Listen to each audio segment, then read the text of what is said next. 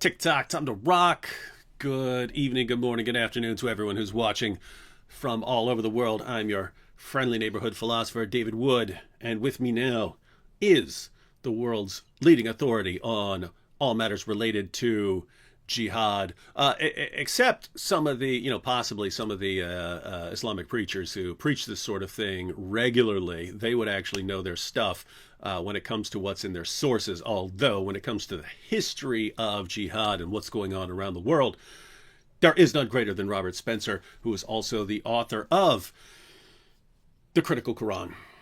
And Robert, on this note of the Critical Quran, on this note, since I would regard what happened as a form of jihad, but I'm a little confused here. Maybe you can explain it, because one minute I would go to Amazon and it would say that this is the #1 best-selling Quran in the world. It's listed #1 bestseller in Quran, and I could go to the list of all the best-selling Qurans and go up the list, and I actually made a video about this.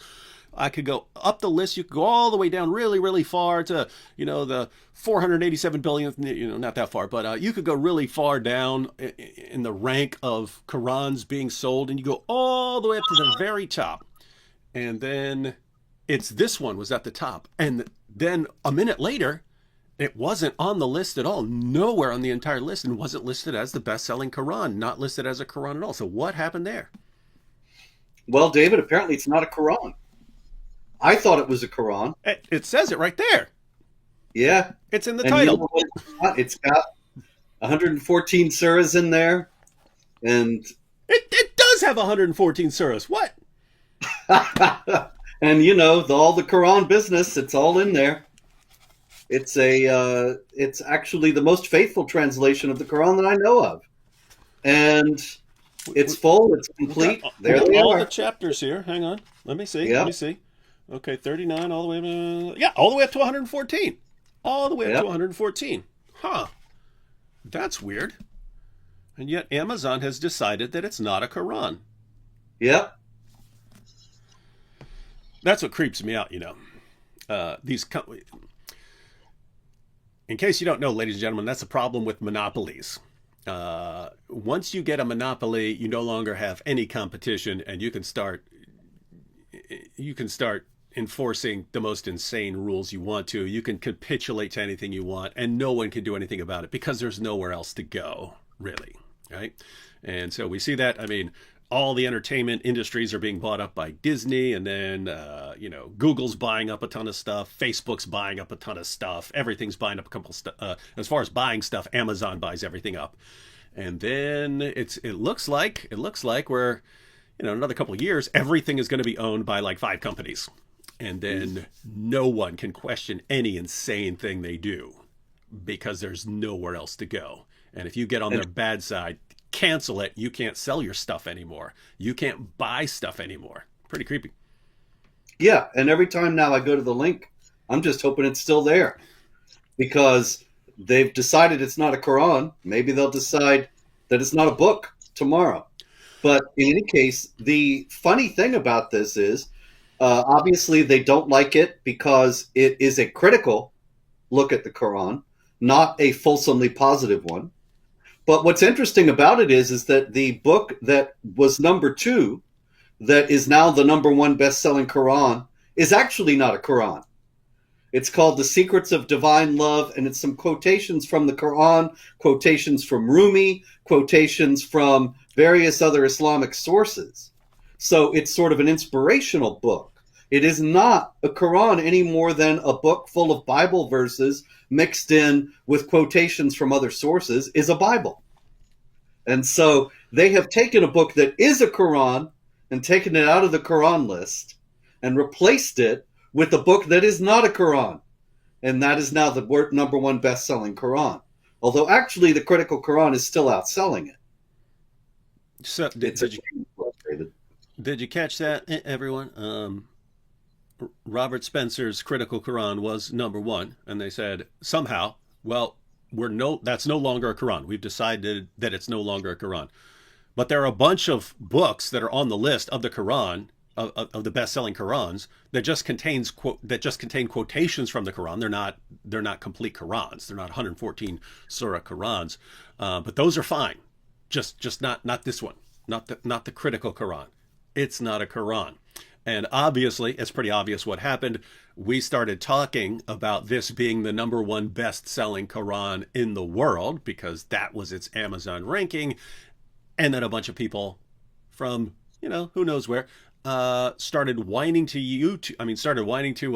Amazon, saying, "Oh, this is Islamophobe, and he's criticizing the Quran. This hurts our feelings, and you guys are bigots." And they said, "Oh no, we can't allow this because these feelings decide what we can have on our lists of the best sellers." And that's really creepy, Robert, because you could actually, someone could have the best-selling book in the world, and Amazon could just say, "Nope, we no longer think of this as a book anymore. We're going to think of it as a television." And and then you're no longer the best-selling book. And the point is, people use these lists to buy products, right? People are looking up Qurans. They might look on the list of the best-selling Qurans and so on. So to actually be taken off this list, actually, they're tipping the scales once again, right? They're trying to push things in certain directions.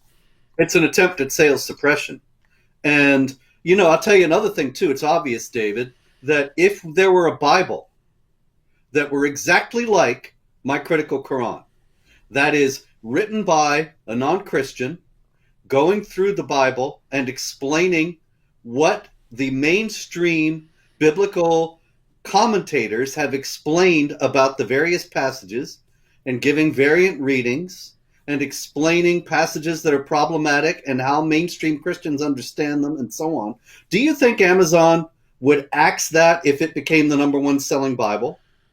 No, and it would not matter how many Christians started whining about it. It would just not be an issue. And guys, keep in mind what Robert does in this Quran is he'll say, here's a verse. He'll say, here are multiple Muslim commentaries on what this means. Here's how it was understood back then. Here's some historical background on this topic. Here's a textual variant for this verse, and so on. All of it's information that you can gather. It's just all the information has been gathered and put in one spot, and somehow gathering a bunch of information that you get from Muslim sources and historical sources means that it's no longer a Quran. Very interesting. But if you write a book and you quote a Quran and it's all lovey-dovey, then you're still a Quran. You could be the #1 best-selling Quran in the world now. Interesting. It's like being banned from Britain. I was banned from Britain for saying Islam has doctrines of violence against unbelievers. Now, Islam does have doctrines of violence against unbelievers, and Britain regularly admits Islamic preachers who preach violence against unbelievers. There was just a controversy in the last couple of weeks about another one that they let in. And so clearly, Britain is not against people saying that Islam has doctrines of violence against unbelievers. You just have to support those doctrines. Yeah, you can say that it has those doctrines. You just can't be critical, right? Exactly. You can't be critical of the doctrines, right? Being critical is the whole problem here. So let me just look at an example here.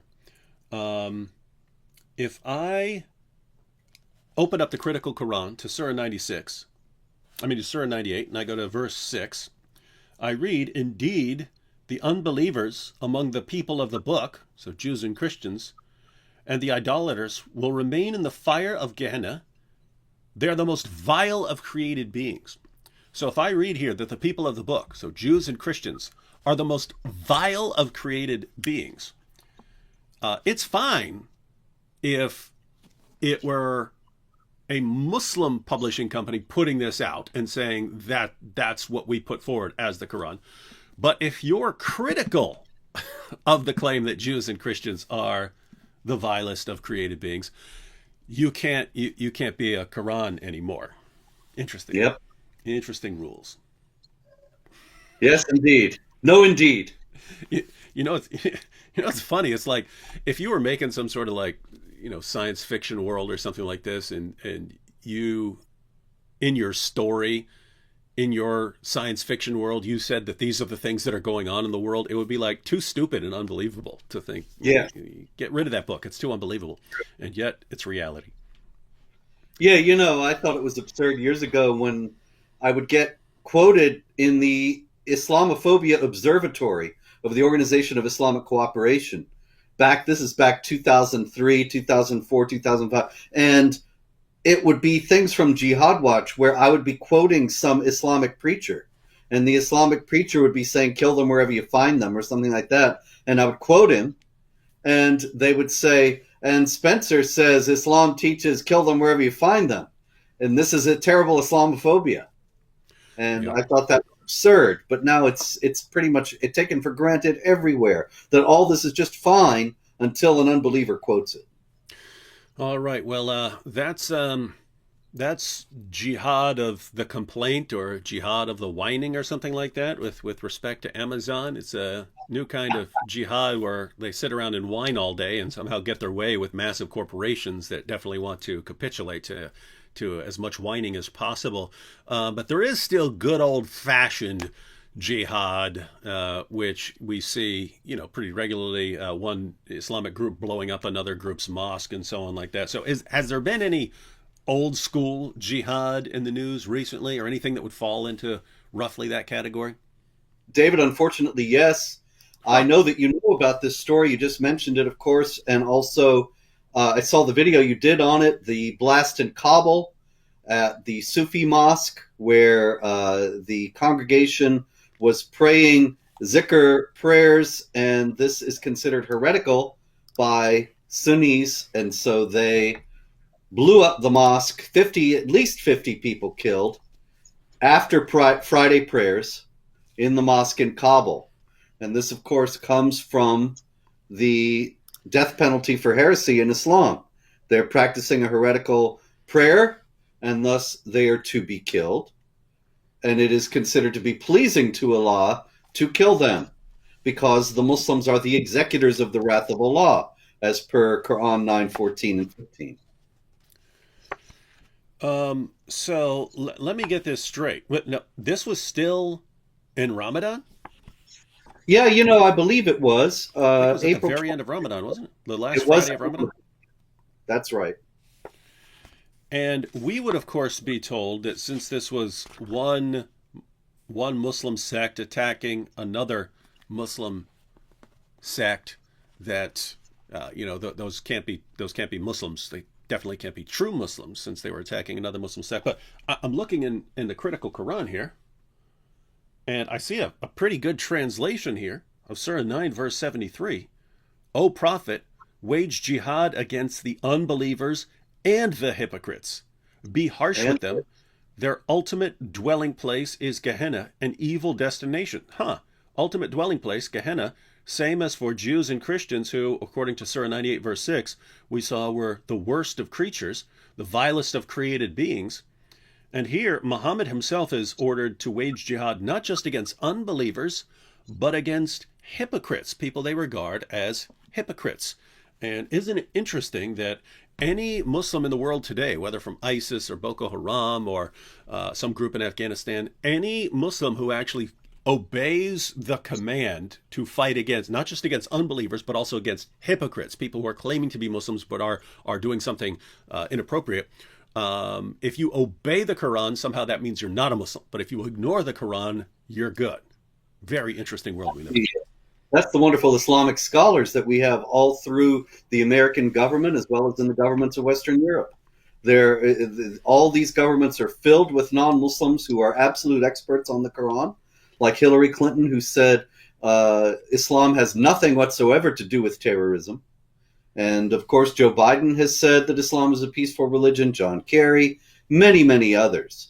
And we know that they are all experts on the Quran, on par with Pope Francis, who has said authentic Islam and the proper reading of the Quran reject every form of violence. And so they know that when Muslims blow up mosques that are full of heretics or people they think are heretics, then they must be violating the tenets of Islam. The only people they've not managed to convince are the Muslims waging jihad in this way themselves, who read 973 and other passages and believe that they have a responsibility before Allah to act in this way. Islam is weird in that way. It's the only religion where the less you study it, the more of an expert you are. Yes, that's and right. The more you study it, the less you can be trusted on anything. Yes. Interesting. So I've been reading the Quran. I first read the Quran in 1982, I think it was. And so that's 40 years now. That's why we can't trust you. Yeah, because or obviously your Quran. well, or whatever it is. It's a non-Quran. You should change the name from the critical Quran to not a Quran. Yes. The critical un-Quran. The critical non-Quran. Okay, New Jersey. A New Jersey software developer named Alexei Saab had a double life, a very exciting double life. His double life was that by day he was a mild-mannered software engineer for technology companies and a naturalized American citizen.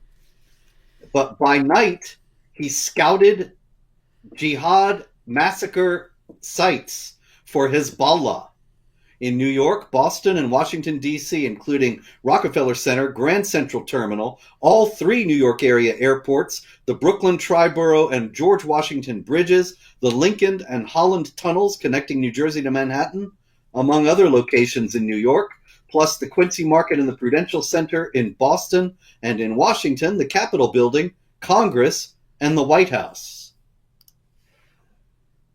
So what on earth would possibly have motivated Alexei Saab to leave his comfortable job as a software engineer and go out scouting targets for jihad massacres for Hezbollah? Can't be anything apart from mental illness. Yeah, that must be it. Sudden jihad syndrome. That's right. Mental illness over a period of quite a considerable period of time for him to be able to amass all the photographs of all these places that he was scoping out for jihad attacks. There's so many different kinds of mental illness, so many different ways that it can come on. And there was actually another story that I'm searching for in all my tabs. David, I'm going to have to find a better way to organize all this. I don't know how you can see anything because you just open like 60 or 70 tabs along a big line on the top, and you can't even see what's in those things. Yeah, right. But I did find it. A University of Alabama student, nice Southern girl. I just lost it. I'm sorry. Oh, here it is. Okay, I'm not leaving this tab now, David, until we talk about this. A Southern belle named Allah Muhammad Abu Saad from the University of Alabama.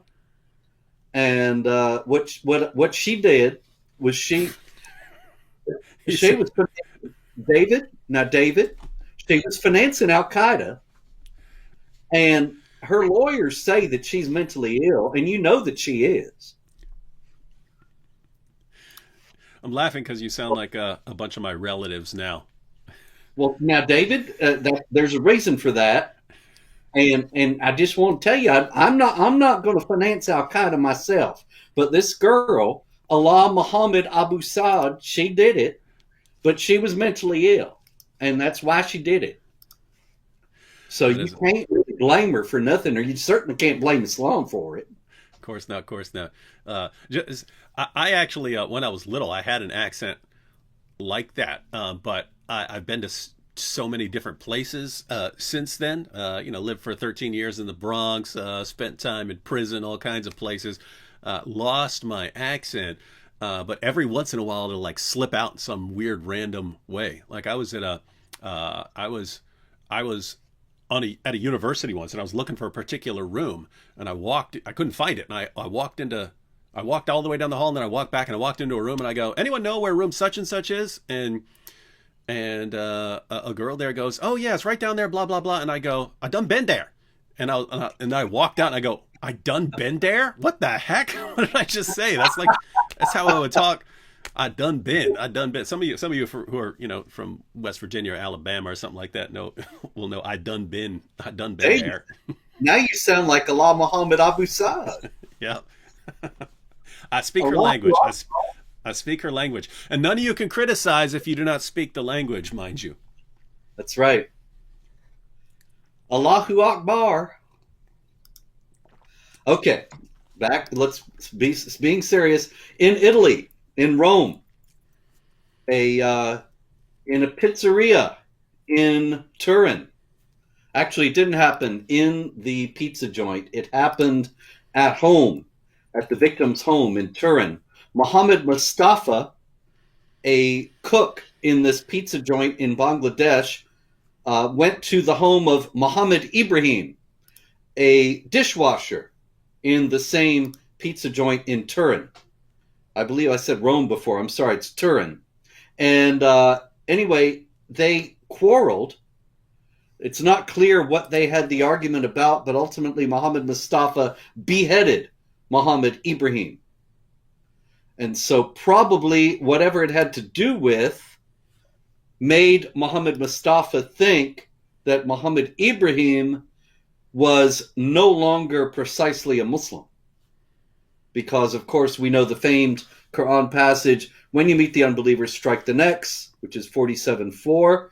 And, of course, 8:12, also Allah commands the angels to strike the necks and the fingertips, once again, of the unbelievers. And so this is the kind of thing that we see in Italy now with the large influx of Muslim migrants. Yes, it sucks because, I mean, we know there are plenty of Muslims who don't carry out these commands, but there's so many misunderstanders who do, right? Mm-hmm. There's people who, they read, if anyone leaves his Islamic religion, kill him. If anyone leaves Islam, chop off his head. They read things like that, and they think that Muhammad meant what he said, and it's just a shame that they don't realize, like so many Western Muslims, that Muhammad never means what he says. He means the opposite. Interestingly enough, speaking about not all Muslims beheading people and so on, there's the story of Muhammad al-Saiti. Muhammad al-Saiti, who is the former imam at the Didsbury Mosque in Manchester, England. And Muhammad al-Saiti was at the bombing inquiry for the Manchester Arena Jihad bombing a few years back, and he condemned Jihad activity while he was at the inquiry. Now that's extraordinary. But he was approached near his home by three men, telling him, you'll be dead if you continue to speak out against jihad activity. And so this was so serious that he has now fled for his life and has moved to a secret location because it is no longer safe for him to remain in Manchester. Now, this is an interesting story in light of the fact that we constantly hear that the jihadis are a tiny minority of extremists who are condemned by the vast majority of Muslims who are peaceful.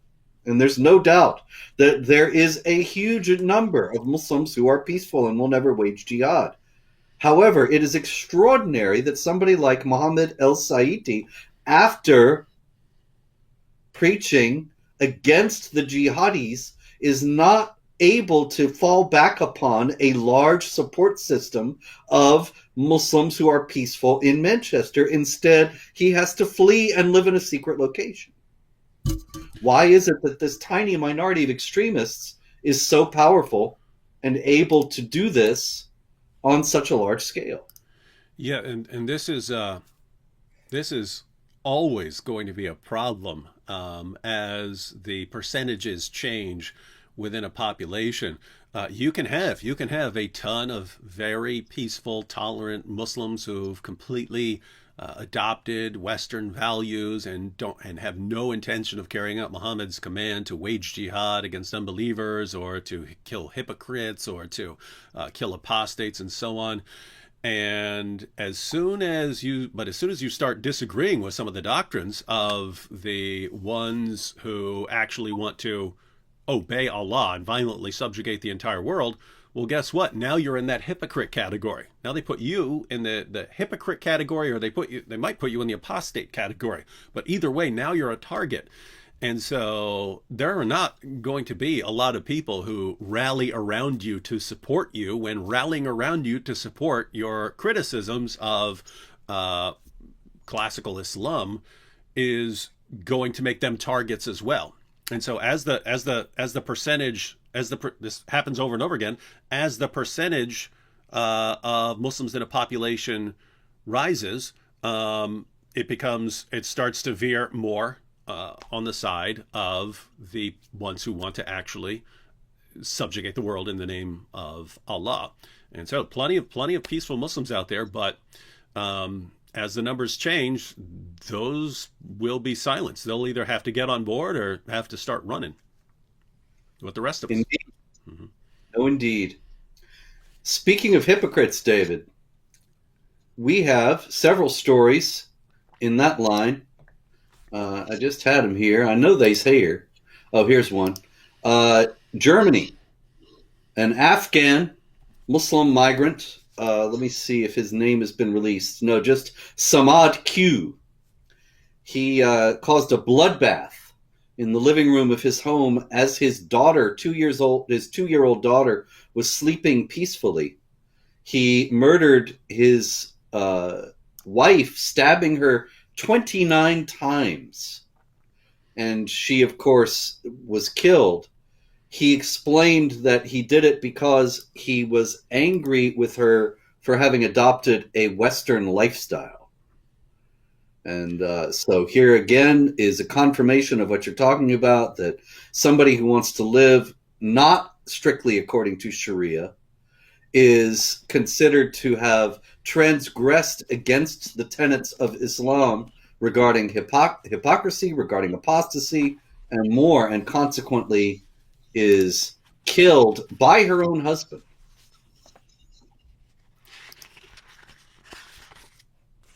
In, let's see, there was another one. Oh, in Belgium. Yes. One second here. Yes, sir. I just wanted to check your translation on this. Just wanted to check the critical Quran. Well, the critical non-Quran. There are multiple important verses along these lines, but let's see. Surah 4, verse 65 in the critical Quran. But no, by your Lord, they will not believe until they make you judge of what is in dispute between them, and find within themselves no dislike of what you decide, and submit with full submission. So this is Allah speaking to Muhammad. He says, you can't be a real believer until you make Muhammad judge of anything that you dispute. And you cannot find within yourself any dislike of what Muhammad has decided. And you submit to everything Muhammad has decided with full submission. Notice, Islam isn't simply the religion of submission to God. It's the religion of submission specifically to Muhammad. But notice what that says. You're not a real Muslim if you do not submit fully to everything Muhammad says. And if you have any dislike for something Muhammad has said, you're not a real Muslim. But guess what? If you recite the Shahada, you've become a Muslim. If you're raised as a Muslim, you're a Muslim. And yet, all of a sudden, you're living a Western lifestyle, not following what Muhammad has said. And that makes you an apostate. And then your husband stabs you to death and, of course, has nothing to do with Islam. Indeed. And yet, it keeps happening. And so we have another story out of Belgium. A gentleman named Gurgis Yunan. And he had a sister named Ahlam. And they moved to Belgium, to Liège, and she also adopted a Western European lifestyle. And he also murdered her. So exactly the same thing happened in this case. And it was, as you and I know, for exactly the same motives and with exactly the same mindset. But these are things that Western authorities seem resolutely determined never to acknowledge. And so they treat each one of these cases as baffling and do not understand how it is that anybody would want to murder a family member, much less one for such a reason as having adopted a Western lifestyle. They have cut off from themselves the true understanding of these things, and this is why they always fall back on these bogus explanations like, oh, they're mentally ill.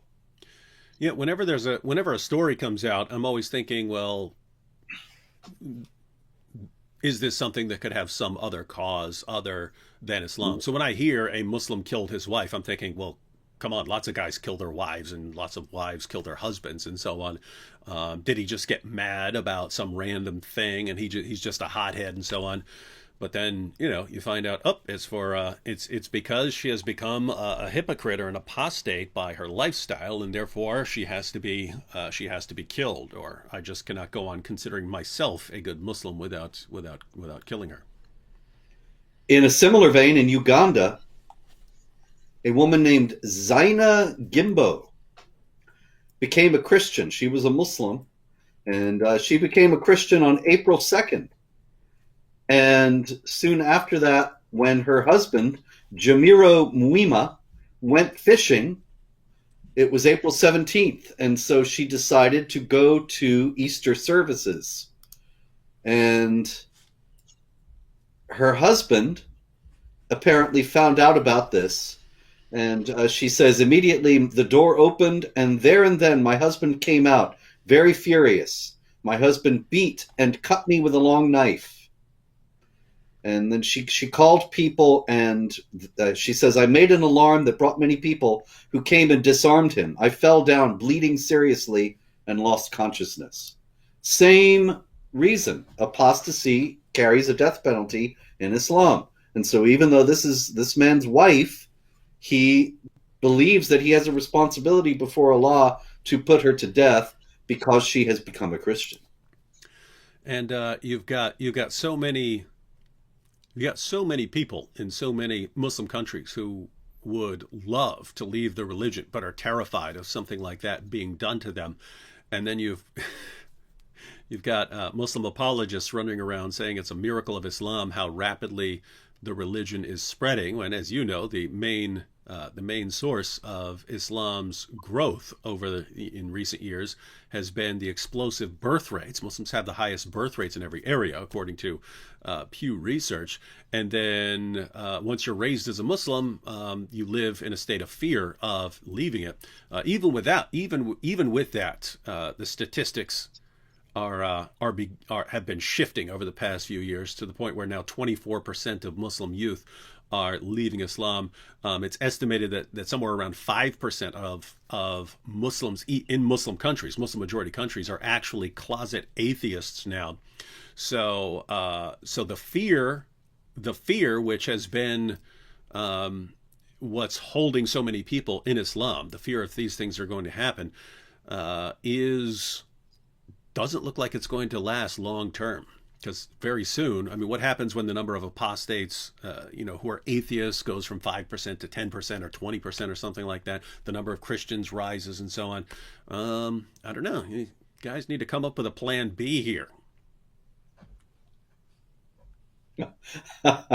One quick comment here.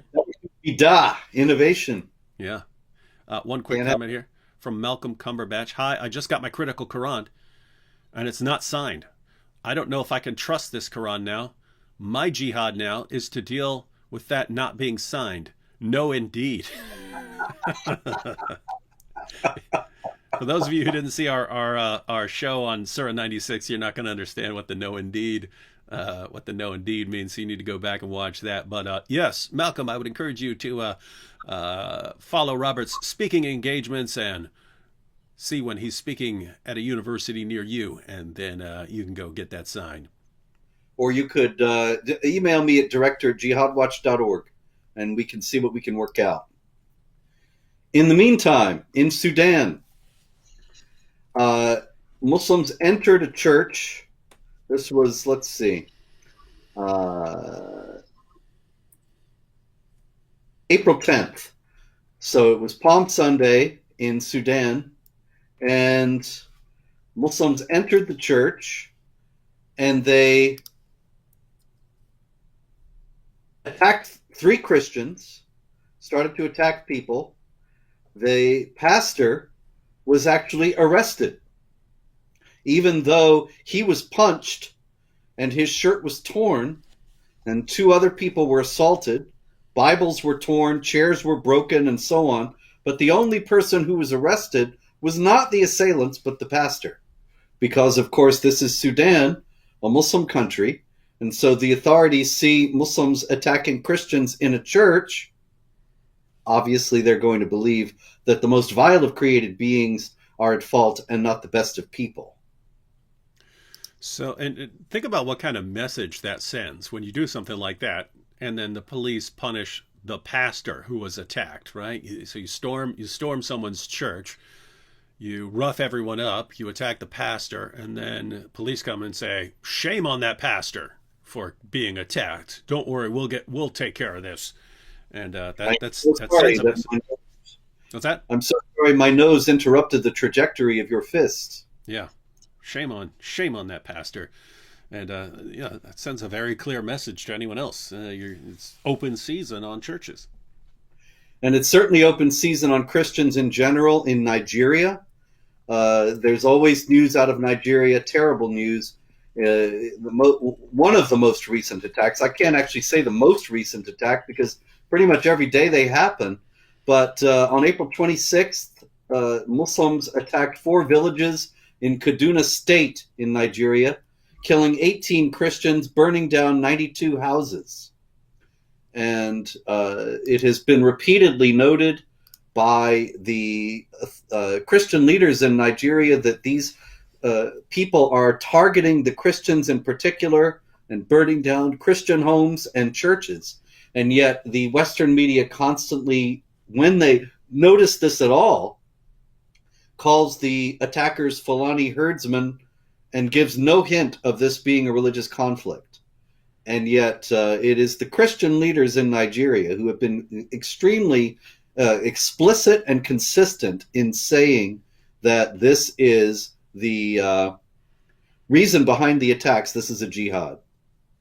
And I've pointed out multiple times before, ladies and gentlemen, do not underestimate the importance of Nigeria, one of the most important spots in the world as far as the spread of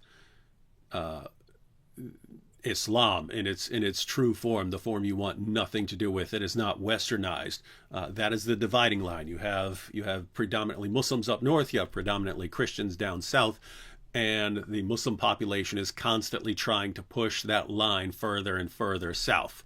And they will not, I mean, it doesn't stop once you take all of Nigeria. You just keep going. Right? That's part of the expansion and so on. And yet, never gets mentioned anywhere except for by Robert Spencer.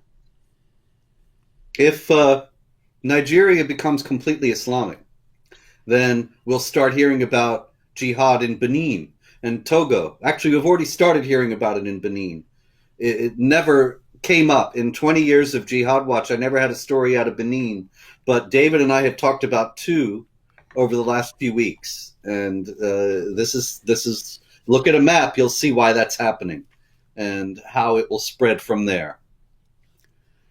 And I mean, just imagine, I mean, because we talked last week about we always talk about reporters and how by ignoring certain stories, they actually have an impact on people's perceptions of various issues. But just imagine if every story about jihad were daily news here in the West, all of a sudden people would start understanding how big this problem is, right? If every time you turn on the news, it's another jihad attack, and you see it, and here it is in the Philippines, here it is in Afghanistan, here it is in Pakistan, here it is in India, here it is in Israel, here it is in Kuwait, here it is in pretty much every place in northern or now Central Africa. Here it is all over Europe. If you just heard this constantly, if you just heard the daily news about jihad, all of a sudden people realize, whoa, This is absolutely non-stop, relentless attack on everyone in the name of Allah. And this is a choice that the media makes. We hear about media bias, and there's a lot written and talked about, but this point David is making has not been made. That the media really, there's plenty of jihad news. Go to Jihad Watch and you'll see it. And there's all the rest of it that I don't even get to. And even if the media were to cover all this, they wouldn't be able to cover it all. And yet they have made a conscious choice. I mean, CNN, the New York Times, Washington Post, Fox, all of them, left and right, they have all made a decision, we're not going to cover jihad. If they had made a decision to cover it, there would be more than enough for them to do what Dave is talking about and have daily news about jihad activity. And so this is something else to understand about media bias, that they are framing the narrative in a way for you to think that this is not going on. Because most of us are not in Kaduna, and we do not see this happening all the time right in front of our faces. Mm-hmm. And shout out to Asak here from watching us there in Kaduna State, Nigeria. And Robert, you know it's interesting. Lots of viewers of my videos are from Nigeria. The number 2 place in the world for watching my videos. So United States is number 1, but the number 2 source of views from any place in the world is India. It used to be, United States and like Great Britain, then Canada, then Australia, and so on. But India is now number 2 overall. But on specific videos, I'll look at the stats and it'll be India number 1 on certain videos, something that is relevant to them. And so it's people who are actually confronted with it and who can't ignore it, who are looking for information about what's going on in their countries. And meanwhile, everyone in the West is pretty insistent on ignoring what's happening in all these places. Indeed. And so since we have viewers in India, I'll give you a story from Bangladesh. You have the best transitions ever, man. Always. You may have seen these pictures, terrible pictures, of a gentleman named Jitendra Kanti Guha, who is a Hindu leader in Bangladesh. And he was invited to attend a Ramadan iftar dinner and declined, whereupon he was tied to a tree and beaten bloody by local Muslim leaders. And the photographs circulated all over of him being bloodied and tied to the tree. This was obviously an attempt to humiliate the unbelievers, to remind the unbelievers that they are indeed supposed to give respectful submission to the Muslims. And if they don't, as apparently it was taken when he declined the iftar invitation, then this is what will result. In a similar vein, actually, David, in France, there were, toward the end of Ramadan, several reports of prisoners being beaten in prisons in France for not observing the rules of Ramadan. And it was noted that some of the non-Muslim prisoners no longer eat pork because they are afraid of being beaten by the Muslim prisoners. I think you're grinning because you saw me grinning, but good. You're talking and it reminds me of stuff. So back in the day, I was in prison, and when you said Ramadan, in prison, I don't know why, but the same joke over and over again will crack me up, and like, I don't know, somehow in my mind it gets funnier and funnier the more people do the same thing. Like, so for instance, multiple times per day, we'd all have to stand beside our bunks, and the 2 COs would walk in, and one of them would yell, count time, and you all have to stand up. But every single time a CO would walk in and say, count time, and someone would yell, count these nuts, right? And and I don't know why it was always funny to me. But whenever we got to Ramadan, whenever we got to Ramadan, they would have special breakfast and special dinner after sundown that were for the Muslims. And whenever the announcement would come over the intercom, it would say Ramadan in the cafeteria, Ramadan in the cafeteria. And someone, for no reason, would jump up and yell, "The Robin Don in the cafeteria! Let's go save Don!" And it was every day. So every single year for Ramadan, when they said Ramadan in the cafeteria, someone would jump up and yell, "The Robin Don in the cafeteria." And somehow, I don't know if this was just funny, but it's funny because it was so stupid. And I don't know, weird times back in prison. What amuses people. Yes, next time I'll tell you some of my own prison stories, David, but not this week. Okay. India. I should make a YouTube channel where I just talk about prison stories, because there's like thousands of them. That would be a great, I bet you could get millions of views, much more than Jihad. Are you kidding? No, indeed. There you go. Also in India, story of yet another Hindu procession being attacked. See, the problem is the Muslim. Just seeing the. I'll take them off there to keep them from distracting you there. All right. Yes, sir. The Muslim population in India is growing, as it is everywhere, and this means that Muslims are living in more areas because the population is growing. The problems arise when the Hindus have processions at various points in the year, and the processions go through what the Muslims say are their areas. And the problem is that the number of Muslim areas is growing in some parts of India to such an extent that it has become impossible to hold the processions without going through Muslim areas. Now, if this were Indiana, it wouldn't be a problem. If the local Catholic church is having a procession and Protestants live in the area, nobody's going to care. But in, of course, an Islamic context, this is a terrible provocation. And so once again, we had a procession attacked with Muslims screaming Allahu Akbar, throwing bottles and stones from, incidentally, an illegal mosque in the area at a Hindu procession.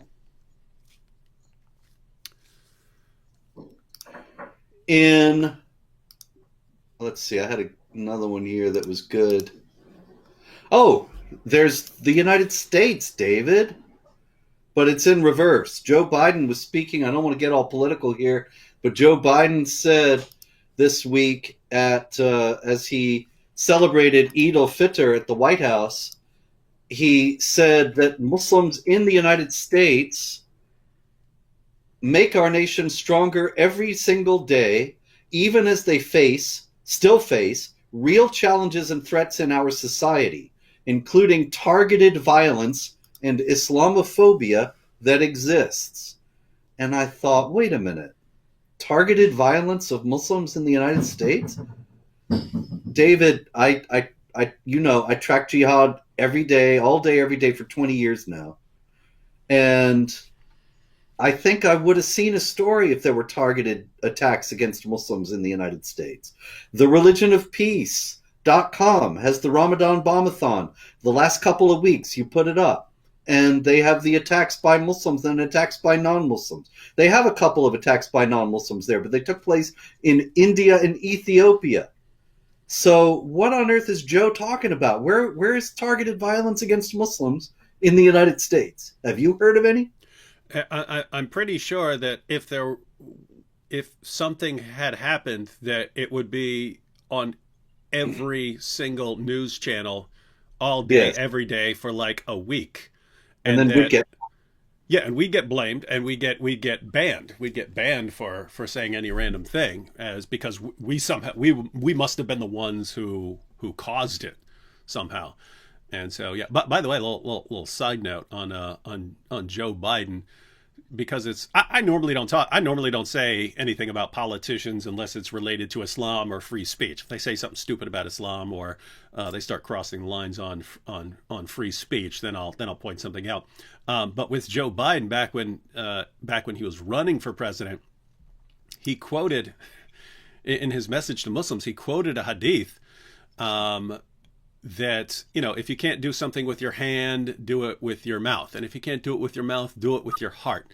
And he quoted this as some wonderful, loving teaching of Islam when in context that was referring to different kinds of jihad. It's when you can actually fight the unbelievers and use your physical hands to fight them, then you fight them. If you're too weak in society, then you speak against it. You speak against the other people and preach jihad.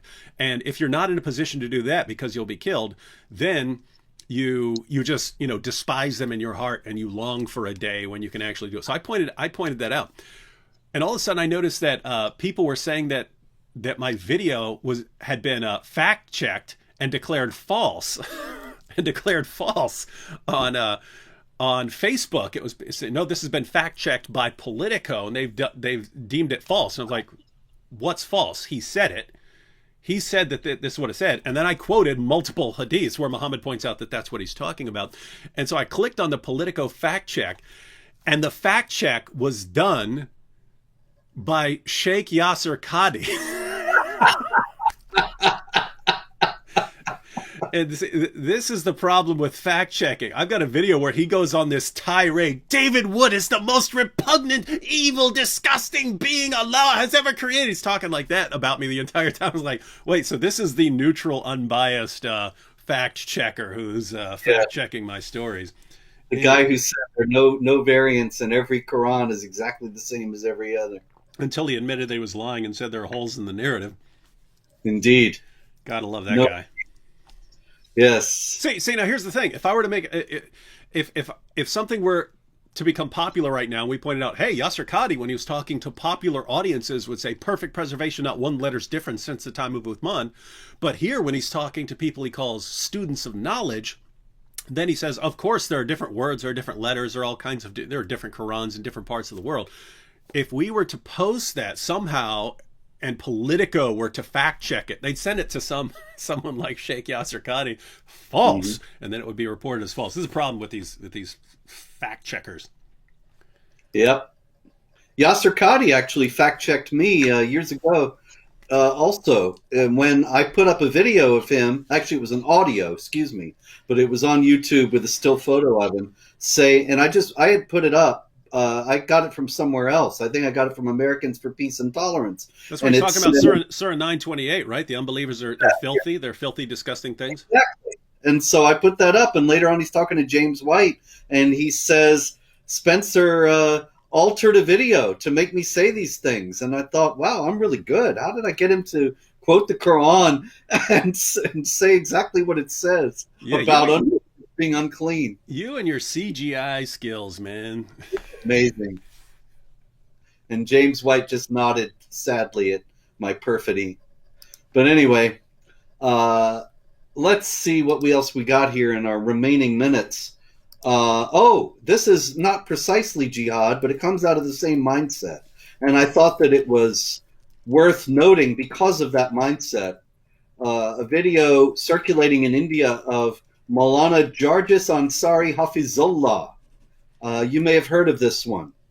And he says in the video, "O Muslim woman, if you don't allow your husband to take advantage of your body, you are committing a grave sin.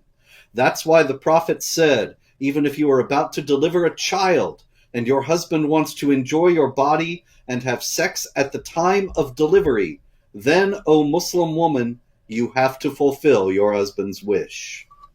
Now, this sounds nuts. But this, of course, as you know, David, comes straight from hadiths where Muhammad is depicted as saying, this is a Bukhari hadith, if a husband calls his wife to his bed to have sexual relations and she refuses and causes him to sleep in anger, the angels will curse her till morning. And, of course, then there's another from Ibn Majah, by him in whose hand lies my life, a woman cannot carry out the right of her Lord till she carries out the right of her husband. And if he asks her to surrender herself to him for sexual intercourse, she shall not refuse him, even if she is on a camel's saddle. Now, this it's interesting to note, you were saying before that there's not just submission to Allah in Islam. Islam is full of submission. It's interlocking submissions. The woman must submit to the man. The non-Muslim must submit to the Muslim. Everybody has someone else they must submit to. I guess the Muslim man only needs submit to Allah. But that's it. He's at the top of the totem pole. Everybody else is submitting to something else besides Allah. And the Muslim woman has to submit to her husband, even in these absolutely extreme and absurd circumstances. And that is not just the opinion of Maulana Jarjis Ansari Hafizullah, who is getting trouble for saying it this week. It is the statements attributed to Muhammad himself. Yeah, that right there, it reminds me of this was several years ago. This might have been like 10 years ago, when that Muslim scholar in Egypt came out and said that if a woman wants to work around a man, she's going to have to breastfeed him 10 times. And yeah. The entire world went nuts. What a stupid, idiotic teaching, and yet it's exactly what Muhammad said. It used to be in the Quran. It's only not in the Quran because Aisha had the only copy, and her sheep ate it while they were preparing Muhammad's. Her sheep ate it, along with the verse of stoning after Aisha had. Just didn't want to breastfeed everybody that came over, so she fed it to the sheep. The Sheepgate conspiracy. Muhammad's wives changed the Quran. All right, so I've got a few more, but I don't know. I think that's the highlights of the week there, David. The lowlights of the world. Indeed, there was a Sunni Shiite incident in Austria where we never saw Sunni Shiite incidents before. A 37-year-old Afghan migrant who is Sunni happened to have a neighbor who is a member of the Shiite Hazara minority from Afghanistan.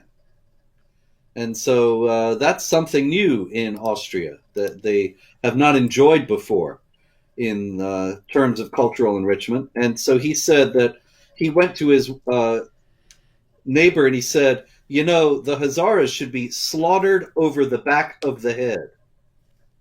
And he threatened to rape and behead his Shiite Muslim neighbor. This, of course, working exactly from the same assumptions we were talking about before. The Shiites are considered heretics. Heretics should be killed.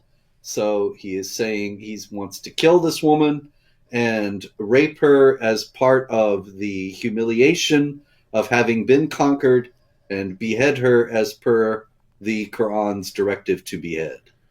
And wasn't it just earlier this year that there was a plot to attack a Shia mosque, I believe was it Chicago or something like that? And it was... Yeah, that's right. Yeah, it was another Islamophobia incident that turned out to be a Sunni Shiite incident instead.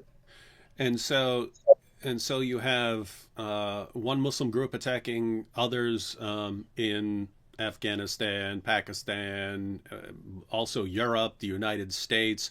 It happens wherever Islam spreads. And yet, if we oppose it and we say, guys, just stop following Muhammad's command to wage jihad against unbelievers and hypocrites, we're the bad guys in all of this. When the media, who keep us from criticizing this and who simply cheer it on as it spreads, they've got a hand in all this. If you block criticism against violence and you promote the spread of an ideology that keeps leading to endless violence, even against its own adherents, you got blood on your hands. And so this is a pretty rough situation.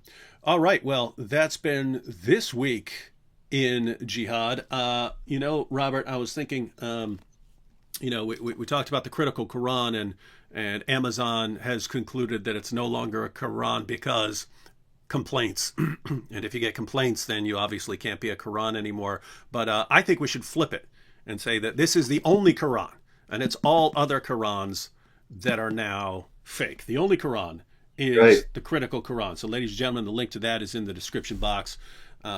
Be sure to get a copy, and let's make sure. Perhaps the takfir on all the other Qurans. Yeah. There. We're gonna takfir all those other Qurans. Right. Those are all apostate Qurans. He must be killed. All right, ladies and gentlemen, all you Muslims who are watching right now, we know that some of you want to kill us. We know that others of you get mad at us because you don't actually want to hurt anyone. And we're talking about jihad, and you're saying, "Hey, that doesn't truly represent me," and so on. How many times have we said? Hundreds of times. How many times have we acknowledged that there are people like you who do not want to go out and violently subjugate anyone, and so on? Keep in mind, if you are actually peaceful, we're on the same side here. We're on the same side here. There are the people who are actually following Muhammad's commands to violently subjugate the world. You don't like them. We are criticizing their position, not only to keep ourselves safe, not only to keep the world safe, but to keep you guys safe. So do yourselves a favor and stop complaining. Until next time, this has been This Week in Jihad with David Wood and Robert Spencer.